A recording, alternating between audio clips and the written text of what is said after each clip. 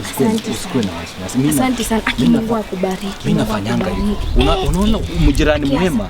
Jirani mwema anafanyanga hivyo. Anafanyanga hivyo majirani. Mungu akubariki sana. Unajua hizi zingenyeshewa. Pia bra pia nilikuwa nimekuandalia. Wacha nikupatie. Nini inaendelea hapo babe? Wewe unaona ni nini inaendelea? Sijakuuliza wewe. Ni nini inaendelea? Maana kwa mvua ilikuwa imekuja na hapa nikamchukulia hizi viatu zake na hizo nguo zake za siri. Nikaanua nilikuwa namrudishia. Eti nini babe? Ni hivyo vile amekwambia. Sijakuuliza kitu. Na nimeanua nguo zake za siri na hizi viatu ndio nilikuwa ninamrudishia. Unamwanulia nguo za siri kama nani? Na hapa kwa nyumba sijakuongelesha, nimeongelesha babe wangu.